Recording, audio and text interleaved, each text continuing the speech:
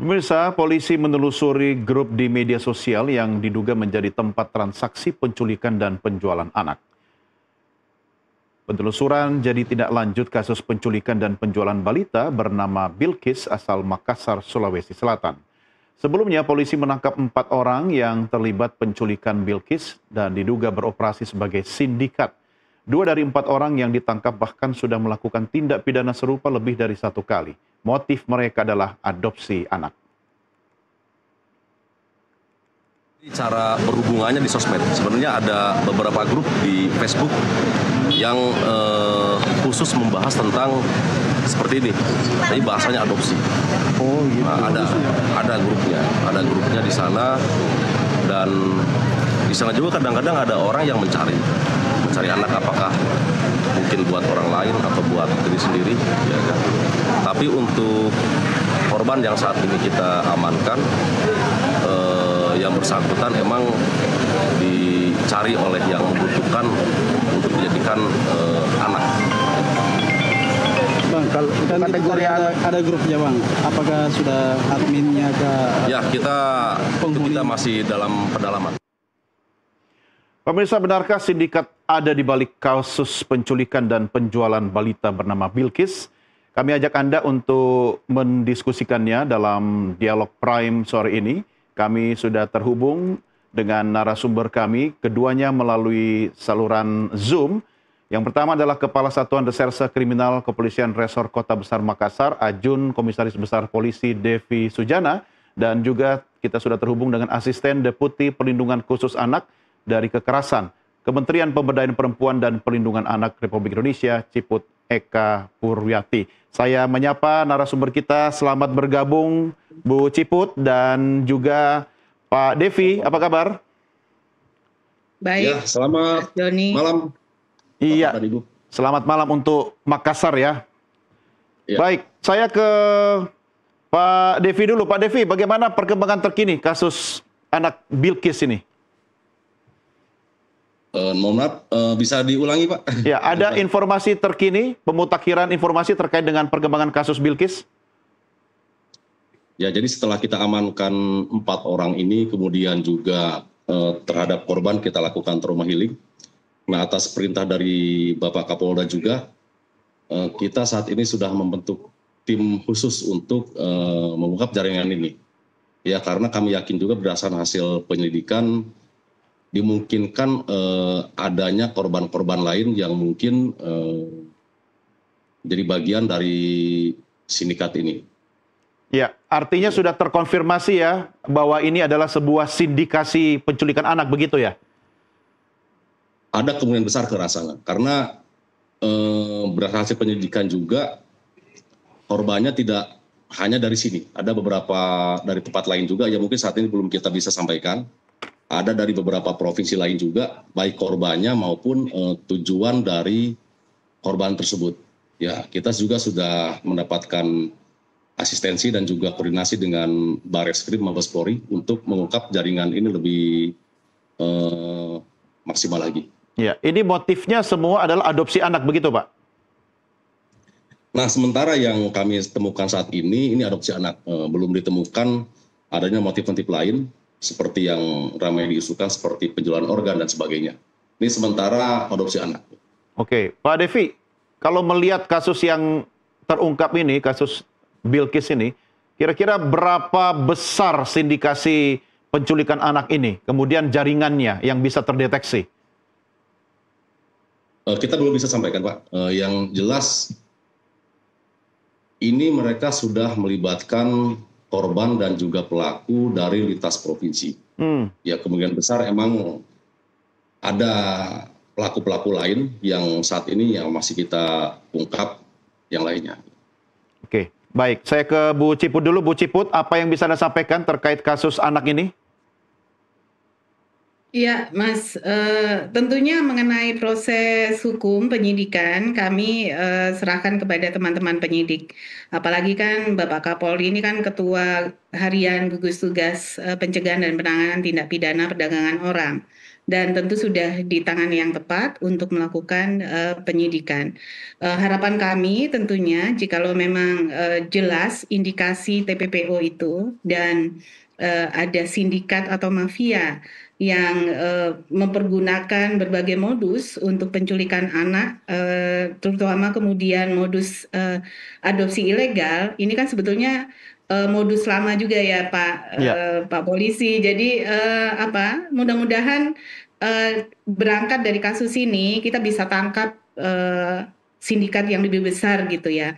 Karena kan ini juga sebelumnya sudah ditemukan juga oleh Polda Jabar yang kasus dari Bandung dan itu juga ke beberapa kota termasuk bahkan ke luar negeri. Gitu Mas Doni. Iya, Bu Ciput, kalau ini memang kasus lama tapi dengan wajah baru, artinya kan kita harus bisa mulai memetakan ya, dari mana kasus ini kemudian berada, kemudian orang-orang yang terlibat dalamnya. Saya ingin tahu kalau dari Kementerian Anda sendiri, apakah sudah ada data soal itu sehingga bisa bersinergi dengan aparat kita untuk menguak lebih besar kasus ini, Bu Ciput? Ya, kalau data tentunya masuk melalui kasus penculikan anak, ada beberapa data yang kami catat sejak tahun 2022, Mas Doni. Ya. Itu kalau di tahun 2022 ada 28 kasus, ini hanya melalui saluran SAPA 129 ya Mas Doni. Ya. Kemudian 2003 ini ada 14 kasus, 2023 ini kasusnya ada 89 korbannya, dan untuk tahun ini dari Januari sampai Oktober di SAPA 129 kami sudah mencatat ada 49 kasus penculikan anak. Nah, memang tidak semua kasus kategori penculikan anak yang masuk di catatan kami ini kemudian juga beririsan dengan tindak pidana perdagangan orang atau perdagangan anak gitu ya. Ada yang tindakan-tindakan penculikan itu dilakukan oleh orang tua kandung dari anak. Biasanya ini mereka yang bersengketa pada saat terjadi perceraian, pembagian hak asuh, dan kemudian salah satu pihak itu mengingkari keputusan pengadilan. Nah, itu beberapa kasus yang banyak ditangani baik oleh pemerintah daerah maupun kami yang di pusat nih di Kementerian PPPA yang punya kewenangan untuk menangani kasus-kasus lintas provinsi maupun lintas negara. Gitu Mas Doni. Ya, saya kembali ke Pak Devi. Pak Devi, untuk kasus Bilqis ini, para pelaku akan dijerat dengan pasal apa, Pak? Kita kenakan 2 pasal terhadap pelaku ini. Yang pertama yaitu Undang-Undang Perlindungan Anak dan yang kedua Undang-Undang TPPO pasal 1 ayat 2. Ya, kemudian untuk ancaman hukumannya minimal 3 tahun, maksimal 15 tahun penjara. Ini perlu saya sampaikan juga bahwa tadi yang benar, saya setuju yang disampaikan Bu Ciput juga. Kami sering juga di sini menerima laporan terkait dengan laporan kehilangan anak. Ya. Tapi setelah ditelusuri ternyata sebagian besar itu adalah sengketa antara suami istri sesuai dengan putusan pengadilan. Misalkan salah satu pihak ingkar janji atau dan sebagainya. Nah, kebetulan ini kemarin juga pada saat kita terima laporan, kami mengira seperti itu. Tetapi setelah dilakukan pendalaman ternyata tidak seperti itu, makanya kemarin kami perintahkan anggota untuk lidik sampai tuntas. Karena ini kan kita dikejar oleh waktu. Dikejar oleh waktu kenapa? Karena menyangkut keselamatan dari anak korban juga. Karena kan kita tidak boleh underestimate, yang kita khawatirkan isu-isunya apakah anak ini dijadikan apa, atau misalkan yang seperti isu juga seperti penjualan organ. Itu kami kemarin kejar waktu sehingga maksimal alhamdulillah dalam waktu beberapa hari kita bisa ungkap beberapa pelakunya dan juga alhamdulillah kita bisa membawa kembali anak ini ke orang tuanya. Ya, baik. Pak Devi dan Bu Ciput, kita rehat sejenak. Kita akan lanjutkan diskusi kita di segmen berikutnya sesaat lagi. Baik pemirsa, jangan berjak dulu, kami segera kembali sesaat lagi.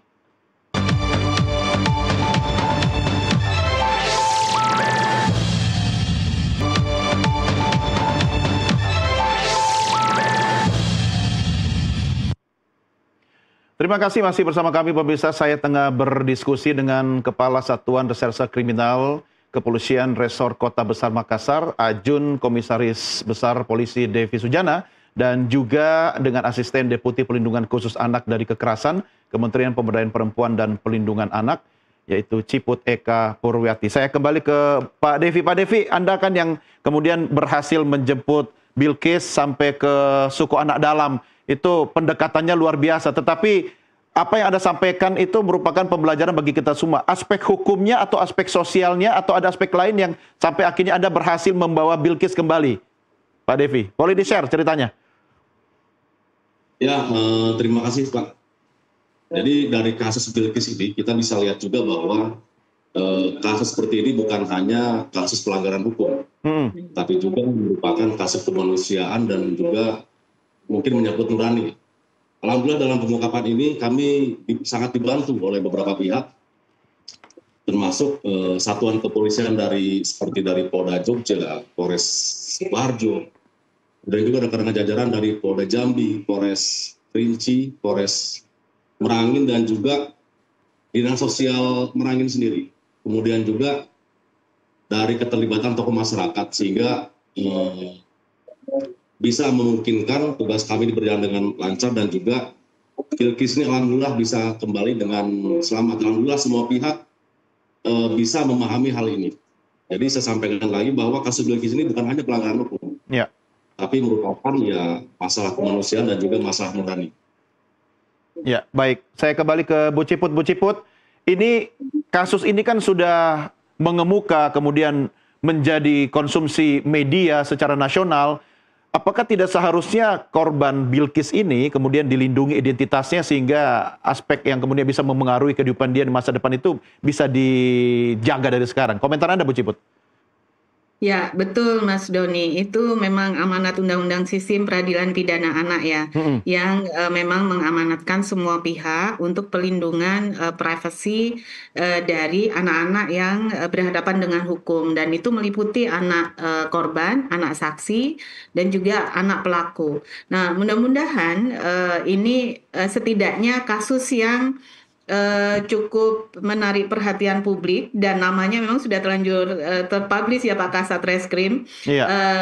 Iya, ini jadi tugas kita bersama. Tapi terima kasih sudah juga dari Nusantara TV ini termasuk blur dari wajah anak Bilqis. Itu adalah salah satu upaya untuk melindungi privasi dari anak, karena jejak digital ini kan seumur hidup. Ke depan kami juga mengharapkan nanti berbagai kasus yang menyangkut anak yang berhadapan dengan hukum itu setidaknya kita semua komit untuk memastikan data mereka terlindungi. Nah, yang ini kebetulan case-nya ini kan eksploitasi anaknya tidak ada ya Pak Kasat Reskrim, dan kondisi anak juga ditemukan dalam kondisi sehat. Memang secara psikologis hasil asesmen anak dalam kondisi lelah, kemudian juga emosi yang sedikit terganggu karena bisa jadi anak lelah ya berpindah-pindah tempat. Tapi kami ingin memberikan apresiasi kepada teman-teman di Polrestabes Makassar dan semua jajaran Kepolisian Republik Indonesia yang sudah secara komitmen melaksanakan tugas Ketua Harian Gugus Tugas PPTPPO ini dengan luar biasa. Dalam waktu tempo yang singkat ini bisa menemukan Bilqis, dan harapan kami hasil pendalaman nanti juga mudah-mudahan tidak ada anak-anak lain yang Pak Kasat udah terlanjur dieksploitasi, dan mudah-mudahan bisa ditemukan gitu kalau memang hasil penelusuran itu ada beberapa anak. Ini akan menambah kontribusi negara memastikan anak-anak terlindungi dari berbagai risiko eksploitasi dampak dari tindakan penculikan dan perdagangan ini. Ya, Bu Ciput, kita berbagi peran ini, aparat kepolisian menjalankan perannya dengan baik, dan Kementerian Anda juga tentu sekarang bolanya ada di Kementerian Anda. Paling tidak bagaimana kita fokus pada upaya pemulihan korban. Ya kan? Betul. Karena mungkin dengan anak seusia Bilqis itu mereka tidak ekspresif menunjukkan mungkin ada luka batin atau hal-hal yang secara dalam dirinya tidak terlihat. Nah, apa yang bisa dilakukan oleh kementerian termasuk dengan dinas atau pemangku kepentingan agar Bilqis lain tidak menjadi korban? Ya, sepakat. Jadi seperti yang tadi saya sampaikan, sudah dilakukan asesmen psikologis dan juga asesmen kesehatan fisik dari anak Bilkis. Hmm. Dan alhamdulillah hasilnya tidak terlalu berat untuk dampak trauma dari sekarang yang sedang dilakukan asesmen. Tapi tidak bisa juga dipungkiri nanti karena ini animo perhatian masyarakat begitu besar. Kemudian juga beberapa mungkin sebelumnya sudah terekspos, apalagi ini keluarga korban kan terekspos ya, setidaknya masyarakat bisa mengenali ayah dari Bilkis atau ibu dari Bilkis, sehingga kemudian nanti di Makassar misalnya masyarakat ada yang mengenali dan anak bisa terganggu gitu, karena masyarakat ini kan sering saking antusiasmenya dan saking pedulinya itu kemudian juga semua ingin bertanya dan ingin memastikan kondisi-kondisi anak itu ditanyakan dengan detail. Padahal namanya anak itu kan kalau dia mendapatkan pertanyaan yang berulang-ulang, itu kan tentu akan menimbulkan apa rasa capek. Yang ini kalau tidak diantisipasi, kemudian merubah mood, kemudian anak jadi tantrum.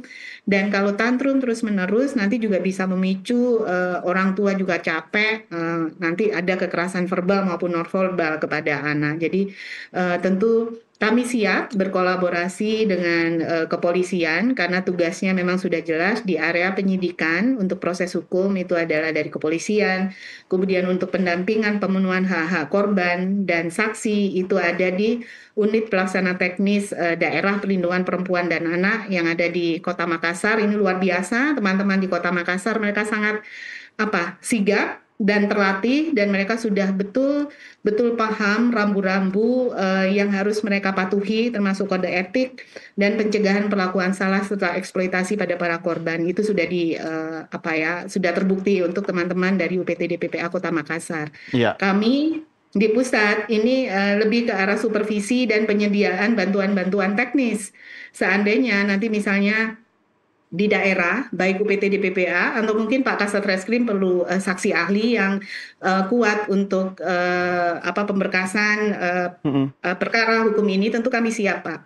Ya, ini menarik dan penting juga kita saling mengingatkan kepada semua, jangan jadikan Bilkis ini sebagai objek konten ya. Sehingga kita harus menghargai privasi Bilkis sebagai korban dan juga keluarganya. Saya kembali ke Pak Devi. Pak Devi, ini nanti pelaku akan dijerat secara sendiri-sendiri atau terkait dalam bagian sindikasi penculikan anak ini, Pak?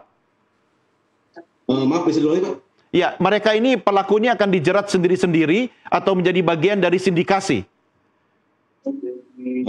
Sementara yang kita dapatkan, mereka ini memang bekerja secara bersama-sama. Jadi, terhadap mereka ini kita kenakan pasal pokok. Tidak ada namanya 55 ataupun penyertaan, semuanya kita kenakan pasal pokok karena mereka perannya ya punya peran masing-masing dalam satu rangkaian kejadian ini. Nah, mungkin perlu disampaikan juga ada satu hal yang unik. Ya. Ketika pelaku yang pertama namanya Sri Yuliani itu yang mengambil korban itu. Jadi sementara ini dia mendapat kemarin pada saat kejadian, dia memakai anaknya. Jadi dia ada dua punya anak kecil yang umurnya tidak berbeda jauh dengan korban. Nah, dia mengajak anaknya untuk bermain bersama-sama dengan korban di taman bermain anak. Nah, ketika akrab, kemudian diajaklah mereka bertiga itu, termasuk korban, untuk ikut ke tempat tinggalnya dari pelaku ini. Nah, tapi terima kasih juga kami untuk rekan-rekan dari UPTD untuk dua anak pelaku ini yang kemarin dijadikan umpan oleh pelaku, saat ini sudah dalam pengawasan dan penanganan dari UPTD PPA Kota Makassar.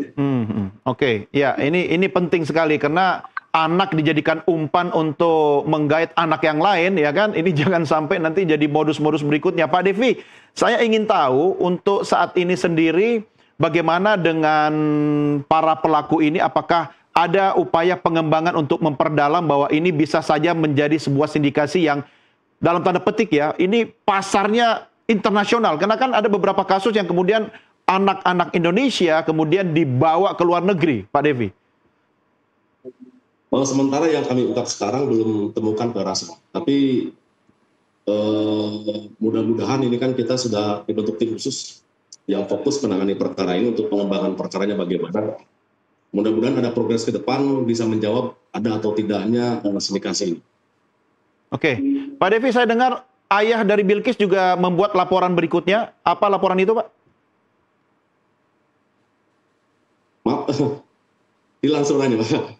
Ya, Pak Devi, saya dengar bahwa ayah Bilkis membuat laporan polisi berikutnya. Apa laporan itu, Pak? Kurang jelas, Pak. Bisa ulangi, Pak?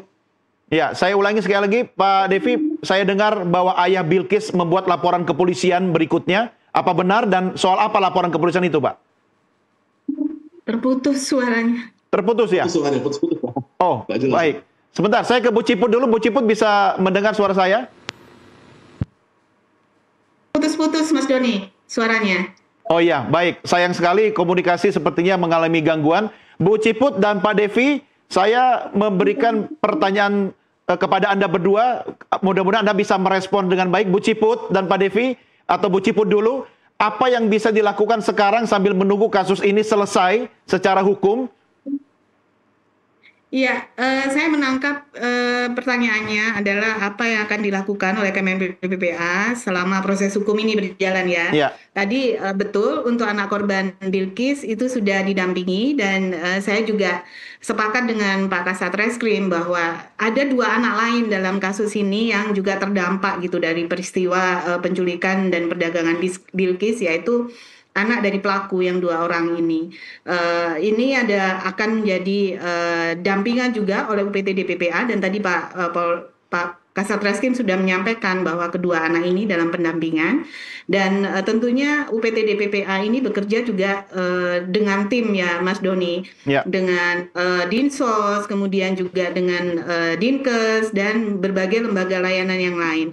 Kami pasti akan memastikan bahwa selama ibu pelaku ini, anak-anak ini akan mendapatkan pengasuhan pengganti yang terbaik gitu ya, sesuai dengan hasil assessment. Dan itu akan tugas bersama dari UPT DPPA dan Dinsos. Itu yang urgent harus dilakukan selama proses ini berjalan. Kemudian yang kedua, tentunya kami akan juga terus memantau dan mohon keterbukaan juga teman-teman di penyidik untuk berbagi data dan informasi jika ditemukan nanti anak-anak lain yang terdata selama proses pendalaman kasus ini. Bisa jadi itu tidak hanya anak-anak ada di Makassar, tapi di daerah lain. Dan kami yakin dengan kinerja kepolisian dengan presisinya ini akan bisa segera ditemukan anak-anak lain itu yang namanya jaringan ini kan sepertinya sudah beberapa tahun ya mereka berjalan gitu ya. Kami mengharap pendalaman kasus itu bisa terbuka sebanyak-banyaknya anak yang bisa diselamatkan. Ya, baik. Saya kembali ke Pak Devi. Pak Devi, apakah sudah bisa mendengar suara saya?